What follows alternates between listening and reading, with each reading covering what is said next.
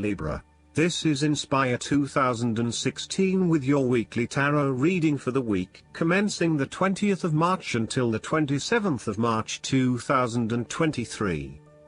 The first card for you is representing, how do you feel about yourself? Your card is the Seven of Wands. You have to maintain your position at the top while others compete and fight to achieve the same success and status that you have already achieved. Thus, competition is rife and you must continually prove yourself with the Seven of Wands. If your vision and creative effort is fulfilled to the point where there is public acclaim or acceptance of your success, then you must expect competition and challenge, as other people will no doubt also desire the same things as you. There is a challenge to the continued success of a venture or creative project from an external source. While it appears to block your path forward, you can overcome this challenge or obstacle by drawing upon your strong self-confidence, self-belief and continual self-improvement. It can also be overcome with effort and clarity of purpose. The Seven of Wands is about holding your ground, despite ongoing challenges to your position and authority. You need to take a stand and defend your position at all costs. This will take courage and persistence, but you have the strength and determination to do it. You see yourself as a battler, and no matter what the challenge, you still have it in you to stand up for yourself and fight to the end. So, although you are experiencing a number of setbacks at the moment, you need to continue fighting for what you believe in and confronting others who may oppose or threaten you. There needs to be acceptance with this card that you are not always going to be able to win everyone over. There will always be challenges and opposition to your point of view, and you cannot keep everyone happy all of the time. Thus, now is the time to draw your line in the sand, and say, this is who I am and this is what I need right now. There cannot be any compromise or negotiation at this time, just hold your ground with determination and courage. From quite a literal perspective, this card can indicate that you will be required to give a speech or write a paper on a contentious or highly debated issue. You will need to be ready to defend your argument and present hard facts that support your point of view. Expect to be challenged, but enjoy this challenge as it will help you to create an even more robust argument. The second card for you is representing, what do you want most right now? Your card is the Eight of Wands. What do you want most right now is quick movement, rapid progress and completion of your projects. You can look forward to the rapid completion of a project that is currently underway, but you can also expect to be occupied by something new and even more exciting and inspiring very soon. There really is no stopping you right now, as you are just bursting with energy and ideas, and cannot wait to achieve one task in order to start another. To maximize this energy, it is important to ensure that your activities are focused on your broader goals and that you are investing in the right things at the right time. Also, make sure that before you move to the next task, your previous task is complete. This card is a sign to strike while the iron is hot.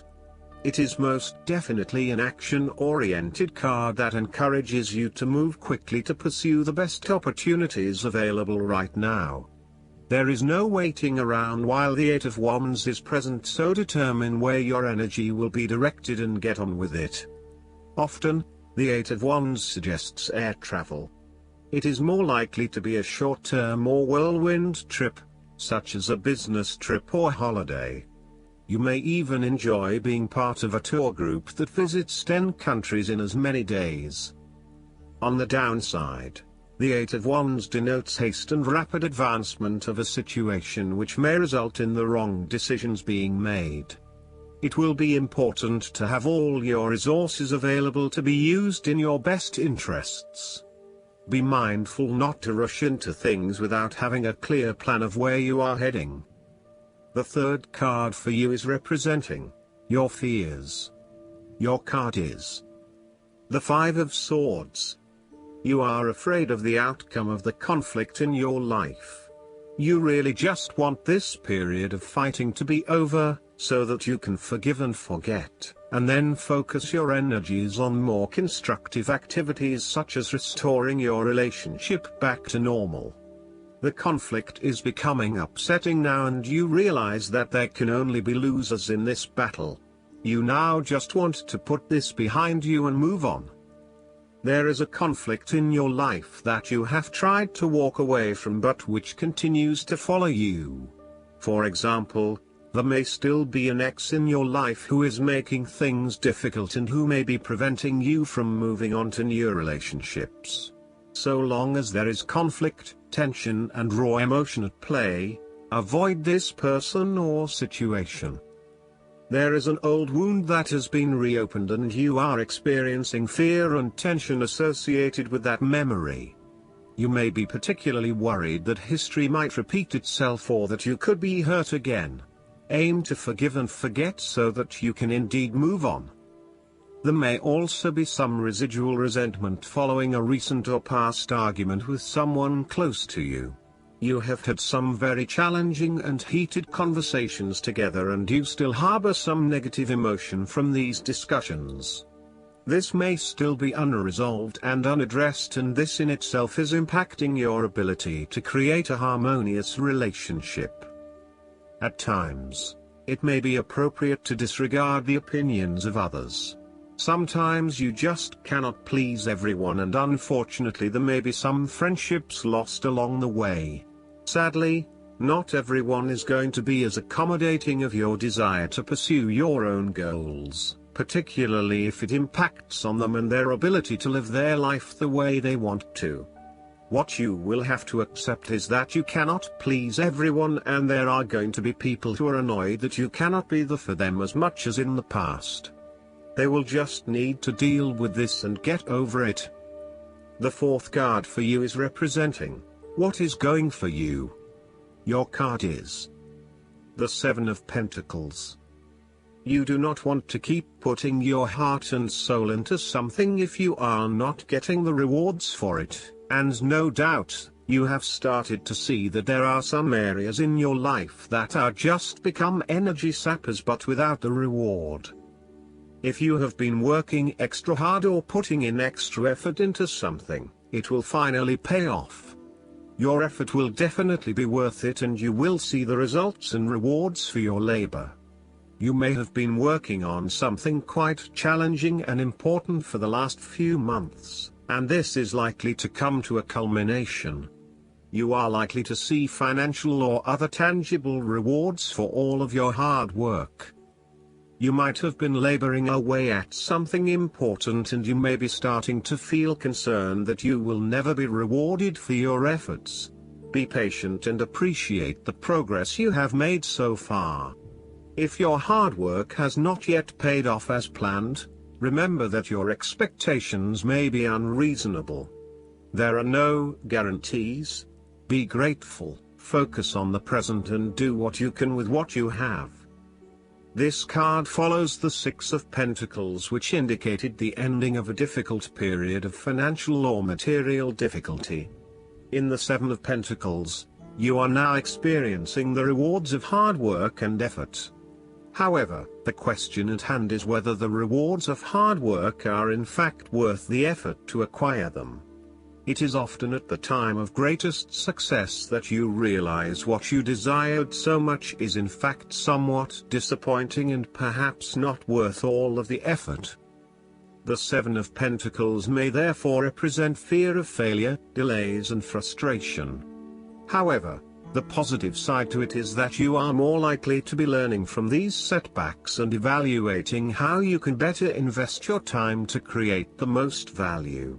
In order to avoid feelings of frustration, ensure that you review your progress to date at regular intervals, particularly when engaged in long-term or enduring work, so that you can review what is working well and what is not and where you can make adjustments. Make sure that you are on course and that you are on track to achieve your goals.